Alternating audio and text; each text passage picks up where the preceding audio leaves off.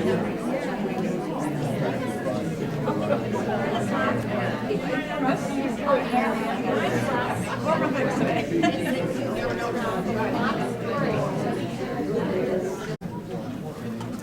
right. Well, good afternoon.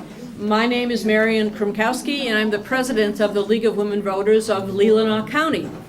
The League of Women Voters is a nonpartisan political organization that encourages informed and active participation in government. We work to increase understanding of major public policy issues, and we hope to have some ability to influence public policy through education and advocacy. We never ever support or oppose candidates or parties. Men and women are welcome to join the League, just be 16 years of age or older. The League currently has about 165 plus members here in Leelanau County, of which about 30-35% are male. We have information on the League at the table as you entered and application forms. We also have the Barbara Reiner Memorial Scholarship Fund for those who may not be able to pay the full $60 membership fee. All right, today's forum is entitled Legalize Equality.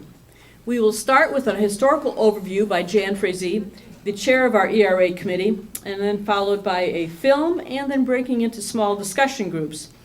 I'll assume, since all of you are here today, that you're aware there is no Equal Rights Amendment in our federal Constitution. However, there still is a need for this federal amendment. And veteran ERA supporters and now active younger people who view women's rights as being equal to human rights are answering the question with an overwhelming yes that we need a federal ERA. Before I bring Jan Frazee up and with her comments and going through the film, our next public forum is April 4th. It'll be in the Board of Commissioners room. Did I lose the power here? Test, test. It'll be upstairs in the Board of Commissioners room, because this room is occupied elsewhere, at noon. And it is going to be a forum on just what an independent redistricting committee will be if and when the Voters Not Politicians ballot initiative is voted on in November. And also we'll have information about the new initiative Promote the Vote, which is also, we're attempting to get that on the ballot. It's being worked on by the League of Women Voters, the ACLU, NAACP, Michigan League of Public Policy, and other groups. We'll have some short information on that. We are gathering ballot signatures, so we have petitions here to be signed or to take blank petitions if you wish to participate. After the presentation here today and the film and discussion, we'll take a short 5-minute break, and then we will have a special members meeting to have a consensus discussion on the agricultural migrant seasonal worker position. So non-members are welcome to stay, but the consensus discussion is for members only. So with that in mind, Jan, I'm going to hand it over to you. Is this mic working loud enough for folks? Okay, thank you. Thank you, Marian. Good afternoon. As Marian said, I'm Jan Frazee, and I'm the chair. Oh, is that better? Okay. Well, good afternoon. As Marian said, I'm Jan Frazee. I'm the current chair of our little Equal Rights Advocacy Committee.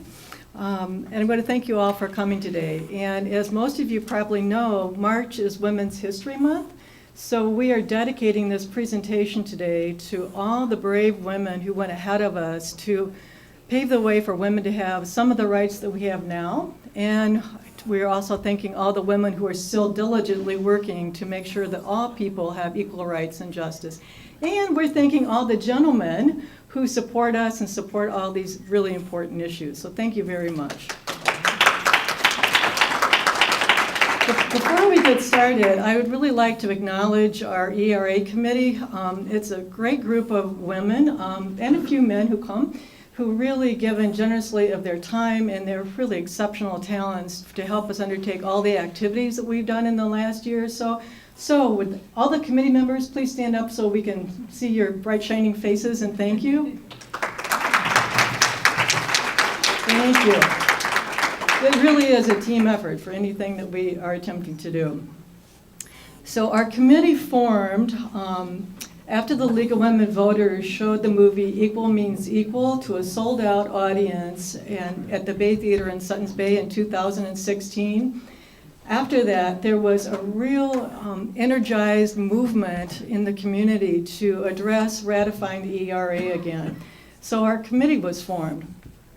During the time that we've been together, we've done a number of things.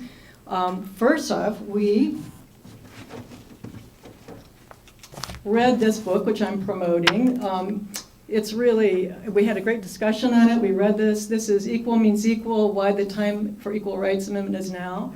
You can purchase this book, Amazon or Horizon Books, and it's pretty detailed about the history of the ERA and the women's movement in this country. So it's a really good background if you'd like to read it. So we read that. We've met and we decided that we really wanted to show Equal Means Equal again, and we wanted to target a younger audience to maybe educate them and get them involved. So we co-sponsored, along with 11 other organizations, the showing of Equal Means Equal again last October at the Milliken at NMC, and it was well attended. And out of that, we have formed a small coalition of some of the co-sponsors of that movie, and we've been meeting about monthly to form a cooperative, more or less, to discuss what's going on in our community with issues that really affect all of us, not just women's issues, but all equal justice issues in the community. And it's a great networking and a great sharing. So this January, many of the League members and many of you who are not in the League marched in the second annual Women's March in Traverse City. And we were generously given these posters from Heroico, which is the fundraising arm of Equal Means Equal. And we carried them. And these are, they're not in print anymore, so please don't take them. These are like, really wonderful things to have at this point. So people carry these all over the country, men and women alike. Equal Means Equal dispersed them to thousands and thousands of people. So these are some of the last ones that are left. But I wanted to show those to you.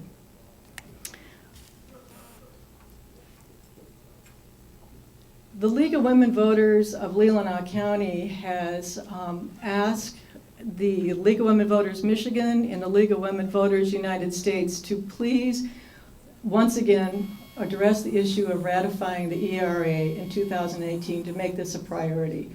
So there's much discussion going on at that level. We've also asked our league has asked if we could have a caucus at the National League of Women Voters Convention in Chicago in June.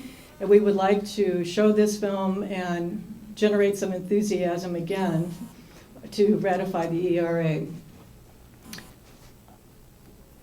The DVD that you're going to be seeing is the latest production from the same director, Camila Lopez, who directed the film Equal Means Equal. This film is shorter, it's 30 minutes. It was made to be given to federal, state legislators, the general public, to get the word out and to create action in communities. Equal Means Equal personally gave a copy of this DVD to every state legislator in Virginia. That was in January. Virginia was the state that they thought they could have a positive vote to ratify the ERA. It didn't happen.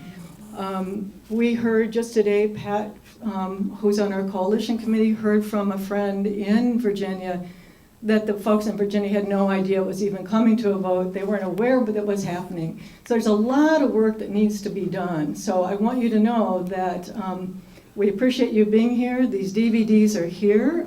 We have some for a $5 donation, or you can go to equalmeansequal.org and purchase one there. Also, we are going to raffle 3 free ones at the end of this meeting today. So Pat is going to pass the can around. So if you want to be in the raffle, put your name in the can, and hopefully you'll leave with one. How many names? So the goal is just to get this film out into the community. So watch it in isolation if you want, but it's really a great house party, family event, a political event. Just show it. Get the word out there. So When you all came in, you were given one of these little handouts. And in the handout, it really kind of spells out for you what the organizations are, who the organizations are that are really working on this. You can go on their websites, you can get on their email list, and you can be updated regularly. We also, hopefully everybody had a pink postcard. We're asking you, if you would, to take the time to put your name on it, put a stamp on it, put it in the mail to their federal legislators. What we're asking them to do is to demand a hearing on the resolution of extending the deadline or doing away with the deadline for ratification of the ERA.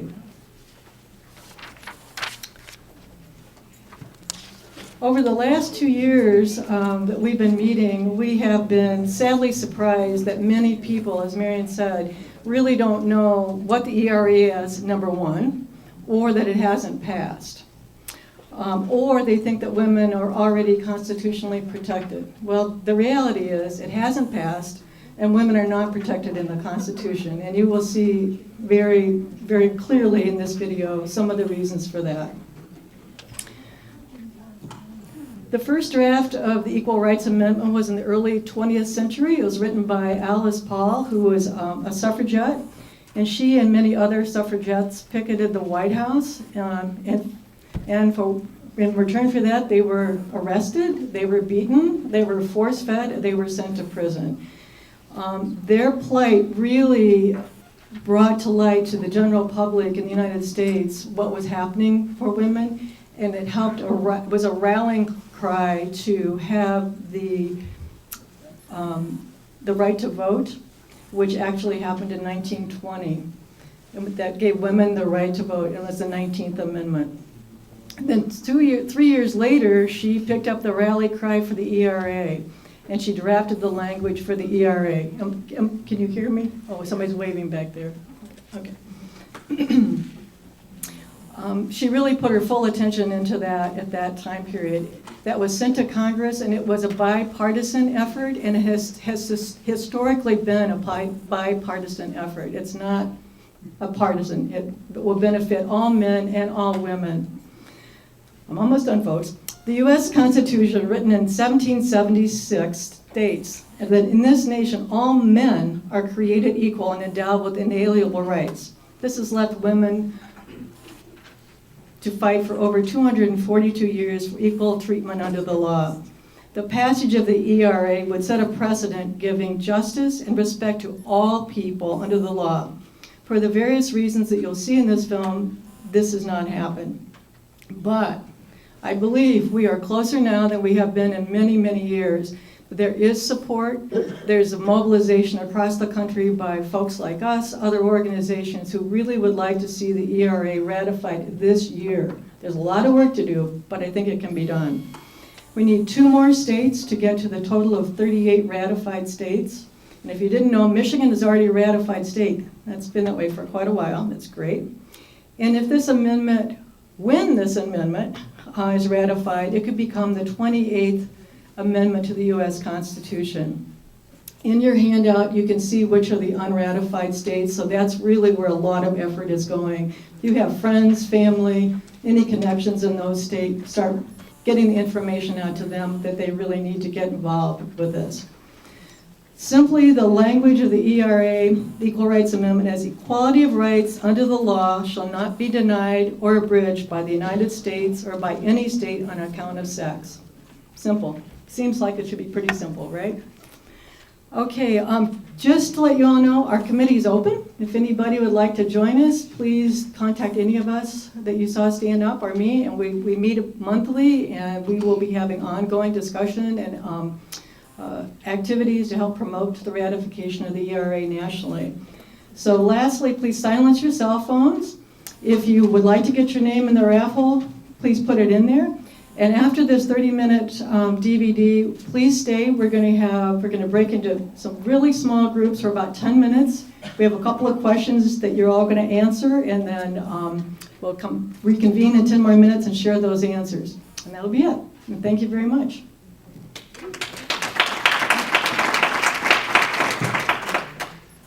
Okay, let's see if the technology.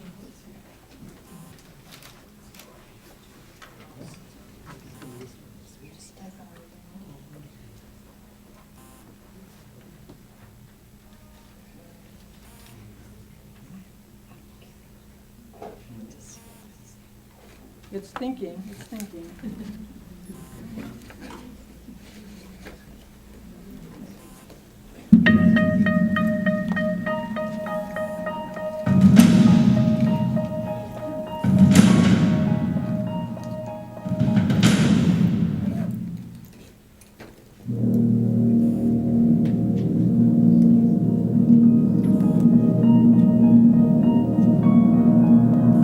Fox News Channel CEO Roger Ailes made unwanted sexual advances, calling out Harvey Weinstein for harassment and assault. Women are making Kevin claims against comedian Tyson Star caught up in allegations. candidate in Alabama's Senate When race. Trent Franks announcing that he's retiring amid a probe Sexual by the House misconduct. Ethics Committee. Hi, my name is Kamala Lopez, and since the documentary Equal Means Equal was released in 2016, there has been a sea change for women.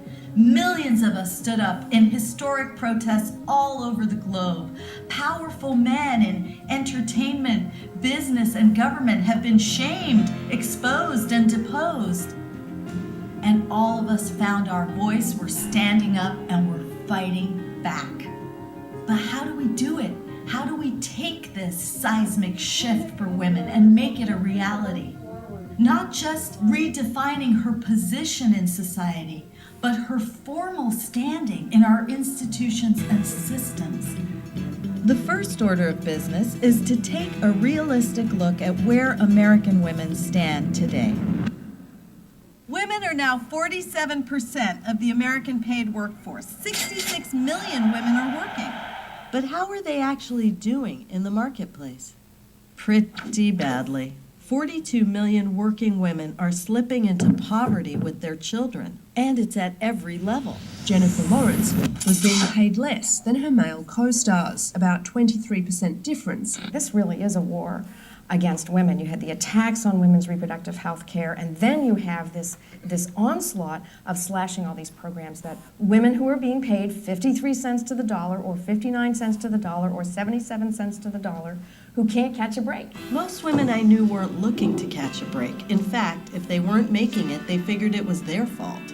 Women are still making between 22 and 46% less money than men are, adjusted for their race. I think it's a wake-up call to the United States that 1 in 3 working women in this country are in economic peril. Bloomberg analyzed U.S. Census data and found that median earnings for women were lower than those for men in 99.6% of all major occupation categories. Whatever the reasons, the overall effect of this economic bias is that across the country, women were living on the edge. War on women, I think now it's evolved to forcing women to exist within a really fantastical narrative, which is that we can have it all. We can have jobs. Well, we have to have jobs now. If you want to have kids, you better be working. Maybe you'll need 2 jobs. In terms of pay equity, we are going backwards. The pay gap hasn't really changed in a decade. And it'll go up a penny, down a penny, but that is because men are losing pay, not because women are gaining. I don't think men are properly compensated, you know what I mean? For the most part, I mean, you know, there's that small microcosm of the community, that small portion that's overly compensated, and then there's the rest of us. And women fall even beneath that. The thesis of this film is that we must start from the law and move forward from there. Law gives us the strong underlying foundation that we need to bring our society up to date with the new reality of women's roles and positions. And we must start from our most basic and foundational law, the Constitution. Most women in this country believe in general they're protected under the Constitution, and that is not the reality. Well, that's just if you read the Constitution, you can see it says all men are created equal, not all human beings, not all women and men. Even though the vast majority of Americans think women have equal rights under the Constitution, they don't. How is it that one minority group, which we're not really a minority because in numbers we are a majority, but how come after 40 years we still don't have the Equal Rights Amendment, and it's still okay in a way to discriminate against women. Most economists and sociologists say that you need a 30% floor to really have an impact. I think we have our work cut out for us. If you don't have people making the key decisions about culture, media, politics, religion, you can't change things. Well, how do we change things if we have no power?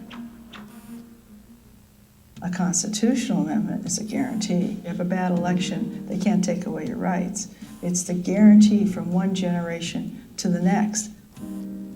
Women don't have that. Equality of rights under the law shall not be denied or abridged by the United States or by any state on account of sex. I don't know what the ERA is. Heard average. Era? I don't know. Some thought it was a brand of laundry detergent endorsed by my pal Chuck Norris. But most? That's a good question. I have no idea. I think it's on the older feminists. We didn't tell our story. We were so upset and hurt when the ERA did not pass. We all went home and sat down and cried. But we didn't tell the story. In the original Constitution, they purposely excluded women. That's the history. We can deny that it existed, but it did. This Constitution was written at a time when we had slavery, and the status of wives, the legal status of wives, was the model for the legal status of slaves, because we were chattel. The reality is you couldn't own property, you couldn't vote, you couldn't, you were essentially the possession of your father until you married. There were many brave people sheltering slaves on the Underground Railway, but when Susan B. Anthony and other women sheltered runaway wives, then some of the abolitionists themselves, the men said, now you're going too far. They really do belong to their husbands. The new 14th Amendment guaranteed the right to vote regardless of race, but only for men. Black women, and all women, were not given voting rights.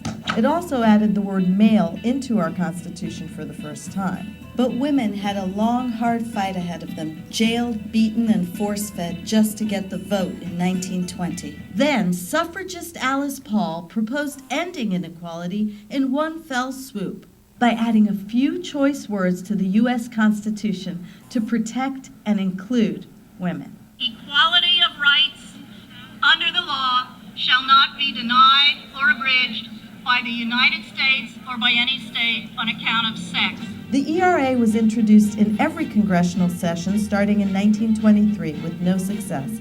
It was only voted on 3 times in 49 years.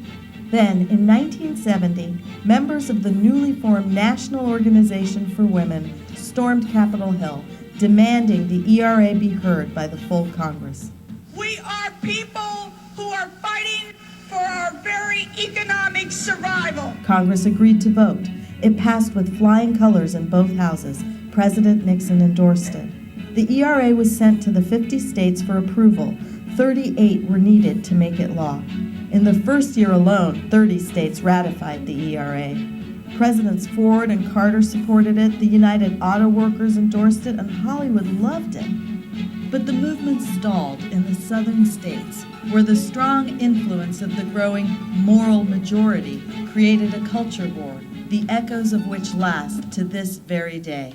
When the deadline came in 1979, 35 states had ratified the ERA, 3 states short. Because I was around when the ERA wasn't ratified. Because of toilets. Talk about ironic. To avoid sharing toilets, women lost equal rights under the law.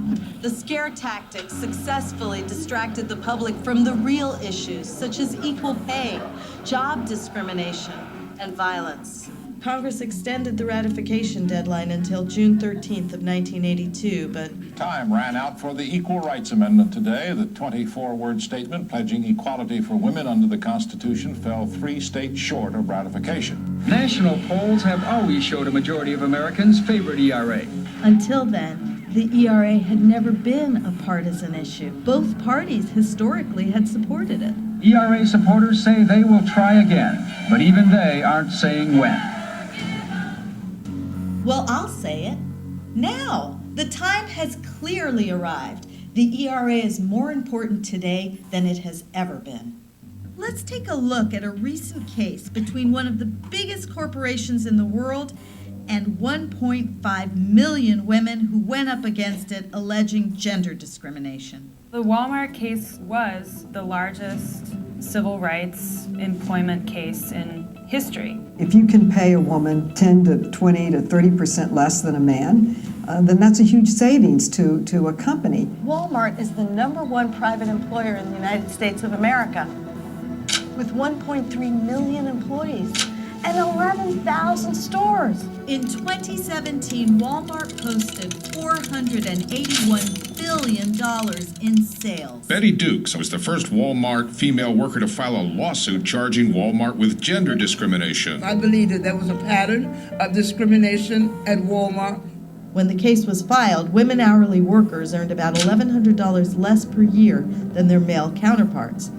And the gender pay gap among management was about $14,500 per year. Jennifer Reich was on the team of attorneys taking on Walmart on behalf of the women.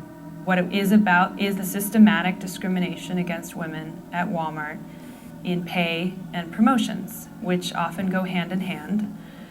So women are being paid less for doing the same jobs as men, and they're being excluded and discriminated against in getting and retaining positions of authority and leadership in the company. We're not talking about a glass ceiling here, we're talking about a brick wall. This case is already 11 years in the making. Court after court after court has actually ruled in favor of the women, but Walmart has kept fighting it all the way up. Walmart scored a big victory today when the Supreme Court threw out the largest sex discrimination case in U.S. history. It's very hard to prove state of mind. It's why we lost Walmart, for instance, as the biggest sex discrimination suit in history. We couldn't prove they intended to do it. We wouldn't have to prove intent if they treated women like they treat other discriminated against groups who receive strict scrutiny under the law. When federal courts decide whether the Constitution has been violated, they do it by evaluating what the government has done under a test, a standard of review. Strict scrutiny that is used in race cases is the gold standard in constitutional law. It basically says when government uses race-based classifications, we're very uncomfortable with that. Gender doesn't make that cut at all. Race, religion, and national origin are all considered suspect classes. That is, groups that have historically been discriminated against. In the area of sex discrimination, the Supreme Court has not been willing to scrutinize sex-based classifications under that high level of protection. Instead, the Supreme Court has created a sort of special intermediate test, for women. Sex or gender is the only class that falls under intermediate scrutiny. Pretty convenient. Why? Oh, well, let's see how intermediate scrutiny plays out. When strict scrutiny is applied, the litigant has an 80% chance of winning. When intermediate scrutiny is applied, the litigant alleging sex discrimination has a 50-50 chance of winning. So that is, they're just as likely to win as they are to lose. The Supreme Court ruled unanimously today that the lawsuit against Walmart stores cannot proceed as a class action. We have decision after decision coming down from the Supreme Court that seem to indicate that the problem is people using the laws too much. That we need to somehow make it harder for people to get